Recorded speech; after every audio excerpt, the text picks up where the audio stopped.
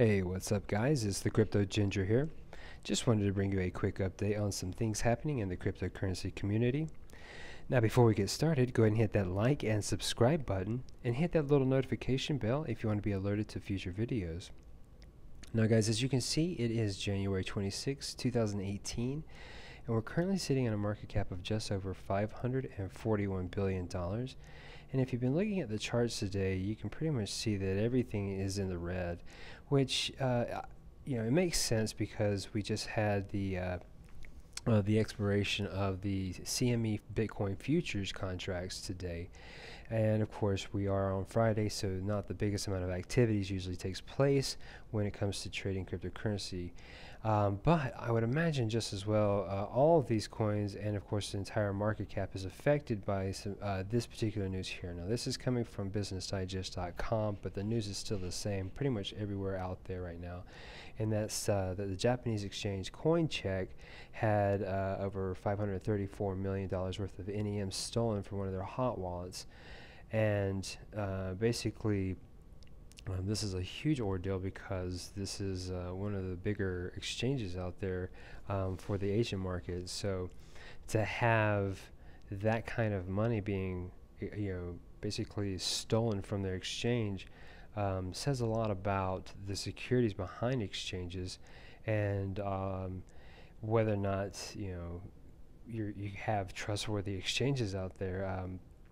I mean, the only coin that is predominantly affected here that I've seen is NEM, but I have read information that Ripple is possibly affected just as well. But regardless of the situation, there's extreme amounts of vulnerability when it comes to leaving your money on exchanges, especially when they're proclaiming that it was sitting in a hot wallet. So not good in regards to that particular that company or the Japanese exchange Coincheck there. Now, interesting enough, looking on Twitter, follow certain people that are involved in cryptocurrencies, and one of them in particular, Zero Hedge, posted this tweet that said, "Cryptos rising on Coincheck news amid expectations thieves will have to convert stolen NEM into another crypto." Now, there's some humor behind this, but there's also some real seriousness behind that as well, because if you have stolen $534 million worth of coins, you're going to need to find a way to, I guess, launder them, for lack of a better way of saying this. So how else have people laundered money through cryptocurrencies? Is picking multiple cryptocurrencies to launder it through. So that tweet rings pretty true, because if this was a process that were to start taking place, if they don't get busted for it, is that they would have to pick coins to launder their money through, which would then bring the value of that coin up.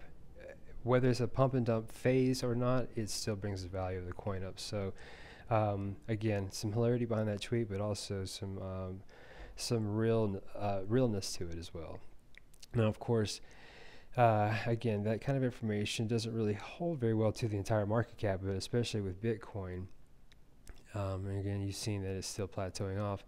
Now, I would imagine that articles such as this right here kind of help provide some light. And this is from the Motley Fool.llc, stating with this headliner that Bitcoin isn't moving much, but cash is pouring into blockchain ETFs. Now, let's really quickly go into this because I wanted to make sure that I was wording this correctly here, but ETFs are basically exchange trade funds here. I'm going to kind of read this to you to give you a general idea of what they are in regards to the article I'm going to talk to you about. But they are a marketable security that trades a certain index and trades on a major stock exchange. So this deals primarily with stocks and commodities, and not necessarily with Bitcoin. But if we were to go back to this article here, and we kind of look into what they're talking about, they're referencing blockchain ETFs right here. Now, this doesn't mean that they're going to get involved with Bitcoin or any other cryptocurrencies as far as being exchange traded funds. What they're going to be involving themselves with are companies who want to actually get involved with cryptocurrencies, and they actually give a list here, such as Overstock, IBM, and Square. And they bring up the reference here of Ripple in regards to their partnership with American Express and MoneyGram.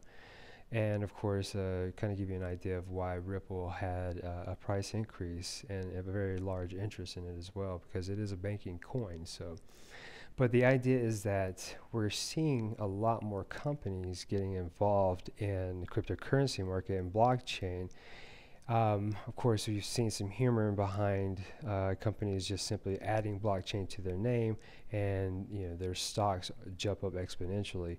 Well, that could happen. We could possibly see a lot of that take place with companies wanting to become part of the blockchain. Interesting enough, this kind of leads me into this article here that I found on express.co.uk.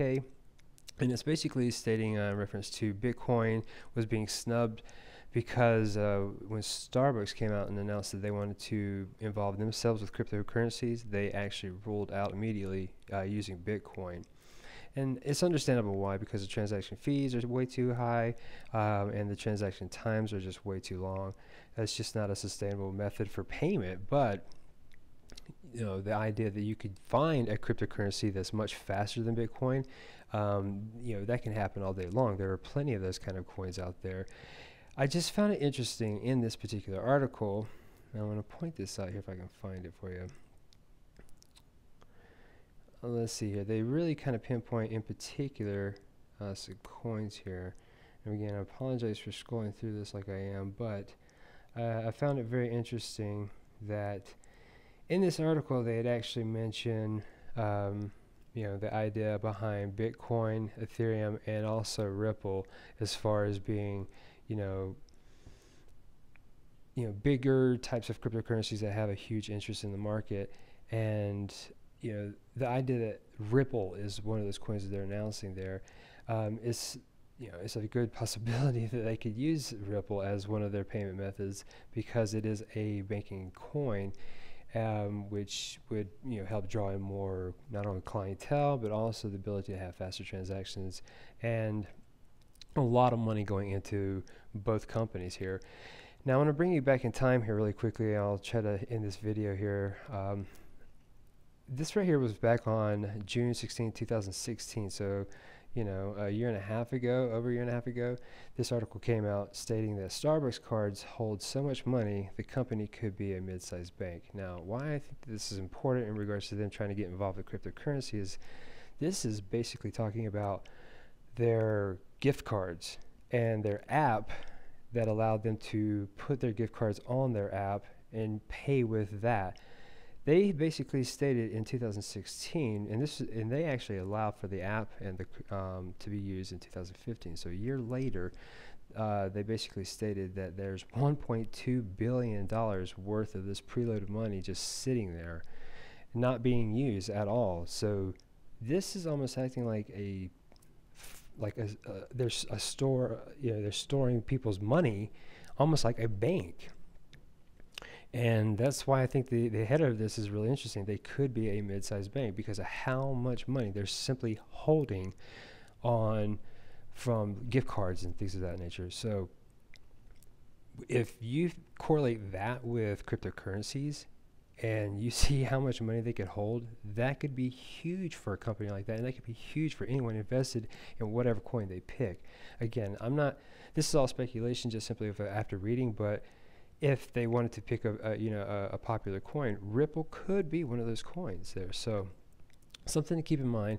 And I'm going to end this off right now here, guys, with one particular article that I just found hilarious here. And this is coming from businessinsider.com, and this is about this kid who he's one of the youngest kids out there who made a fortune off Bitcoin, 19-year-old.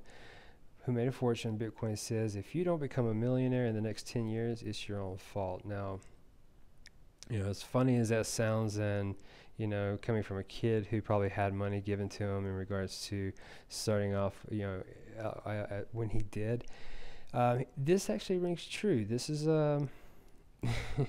there's a lot of money that can be made from the cryptocurrency market. Again, I'm not a financial advisor, and this is not financial advice, but the idea that you could make money off of really any type of cryptocurrency that you get involved in, just simply hold it. As far, especially this guy's giving you 10 years, yeah, it could easily be done. We just have to do it the right way, do your own due diligence, do your own research, and start going out there and reading news. That's all I do every day, is just read news and watch things in regards to cryptocurrency, so I can keep up to date on this. So that's why I'm trying to bring it to your guys' attention, how I do, and try to give you guys a kind of a pattern to watch for just as well.